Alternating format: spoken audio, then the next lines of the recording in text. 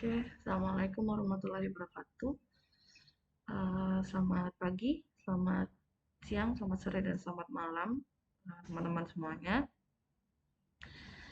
Perkuliahan minggu pertama ya, pertemuan pertama di mata kuliah Seni Budaya Nusantara, kita akan membahas mengenai sejarah dan produk seni budaya Nusantara. Oke lah, saya langsung saja. Apa definisi dari seni budaya Nusantara? Definisinya, kata seni itu berasal dari bahasa Sanskerta yaitu swa atau satu, lalu digabung dengan kata nik yang berarti sesuatu yang halus atau kecil. Nah, seni, jadi seni itu adalah sebuah istilah yang diberikan kepada karya yang mampu menggerakkan hati seseorang yang melihatnya. Dengan adanya seni di dalam masing-masing orang, itu mampu membangkitkan perasaan orang tersebut, sehingga sesuatu yang dibuat oleh manusia akan memiliki unsur keindahan. Sedangkan budaya adalah sebuah cara hidup seseorang yang selalu diwariskan secara turun-temurun, gitu ya. Jadi budaya itu adalah sesuatu yang turun-temurun dari nenek moyang kita. Budaya itu muncul dari bermacam-macam unsur yang rumit, termasuk di dalamnya ada politik, bahasa, adat istiadat, sistem agama, bangunan, dan karya seni. Fun fact, jadi ada istilah seni budaya Nusantara versus seni budaya mancanegara. Jadi maksudnya seni budaya Nusantara itu ya di Indonesia gitu ya, Indonesia Nusantara kita. Sedangkan seni budaya mancanegara itu ada di luar negeri, di luar Indonesia. Contohnya misalnya seperti eh,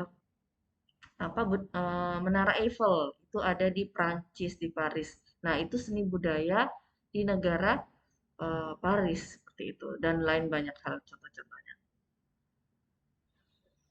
Ragam seni Nusantara merupakan hasil dari ekspresi seni manusia Indonesia. Ya, itu jadi ragam seni Nusantara adalah hasil ekspresi dari seni manusia Indonesia. Jadi Nusantara itu adalah Indonesia. Apa saja macam-macam seni budaya Nusantara? Yang pertama, seni tari tradisional. Tari tradisional ini biasanya terinspirasi dari segala kegiatan yang dilakukan sehari-hari oleh masyarakat. Contohnya seperti ini ada tari perang dari Papua, kemudian di Kalimantan juga setipe ya, jadi tari-tari perang seperti itu. Kemudian ada reok dari Ponorogo, tari Aceh, ada yang dari Bali ini tarelea seperti itu dan itu berasal dari kegiatan sehari-hari di masyarakat di daerah tersebut. Lalu seni rupa yang kedua seni rupa tradisional. Seni rupa tradisional ini umumnya cara pembuatan itu selalu menggunakan alat-alat tertentu. Misalnya batik itu dengan mencanting ya alatnya. Kemudian ada lilin dan lain sebagainya. Lalu ada keris. Keris itu dari apa? Di apa ya? Dengan pengrajin khusus yang menempa keris itu. Kemudian ada besek itu ya dari bambu.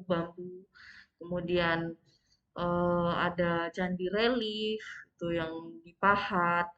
Lalu ada juga lukisan dan lain sebagainya. Itu menggunakan alat-alat tertentu. Kemudian yang ketiga seni musik tradisional. Seni musik tradisional ini setiap daerah itu memiliki ciri khas tertentu. Seperti ini di Kalimantan.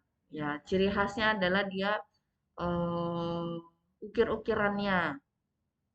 Kemudian ini dari Papua juga ada alat gendangnya ini yang di kanan atas, lalu di bawah itu juga ada gamelan dari Jawa dan lain sebagainya. Kemudian seni yang selanjutnya adalah bahasa tradisional. Karena di Indonesia itu terdiri dari banyak pulau, jadi otomatis mempunyai banyak bahasa daerah, yaitu ada 652 bahasa daerah.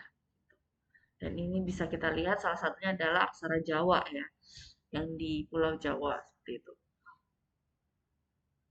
Kemudian rumah adat. Rumah adat ini pun sama seperti bahasa daerah. Jadi setiap daerah dari Sabang sampai Merauke juga memiliki bangunan berciri khas ya. Rumah adatnya tuh memiliki ciri khas dengan nuansa kelokalan yang khas gitu. Jadi ada joglo, kemudian ada rumah adat Toraja, rumah adat Minang, rumah adat Sumatera Utara, dan lain sebagainya. Itu biasanya ditandai dengan yang paling gampang dari sisi arsitekturnya itu dengan atapnya gitu ya, berbeda-beda seperti itu. Kemudian dilanjut dengan detail-detail yang lain.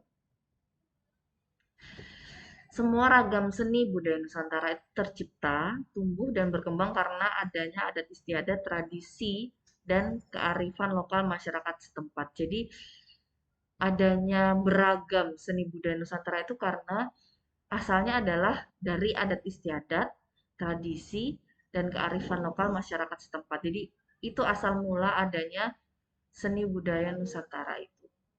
Sehingga setiap daerah itu pasti berbeda-beda.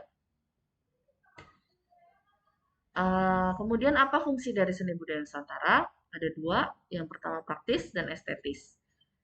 Praktis itu fungsi karya seni budaya yang berkaitan dengan pemenuhan kebutuhan benda pakai. Gitu. Jadi yang digunakan, yang dipakai, yang berfungsi, gitu ya. Sedangkan estetis adalah fungsi karya seni budaya yang berkaitan dengan pemenuhan kebutuhan akan benda hias. Jadi hanya sebagai elemen estetika, gitu, penghias, pelengkap, gitu. Jadi tidak berfungsi apa-apa, hanya sebagai ya pelengkap, entah itu pelengkap sebagai hiasan atau sebagai apa ya, menunjukkan menunjukkan status gitu ya.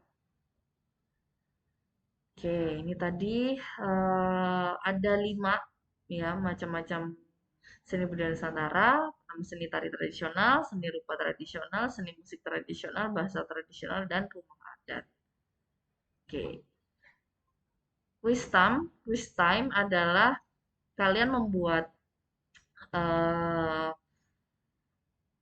tadi kan saya sebutkan ada dua fungsi ya, fungsi nah ini fungsi praktis dan fungsi estetis.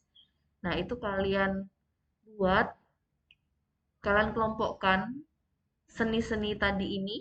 Nah, itu apa saja yang masuk ke dalam fungsi praktis dan apa saja yang masuk ke dalam fungsi estetis. Seperti itu. Oke, bisa dipahami ya. Baik, sekian materi kita hari ini.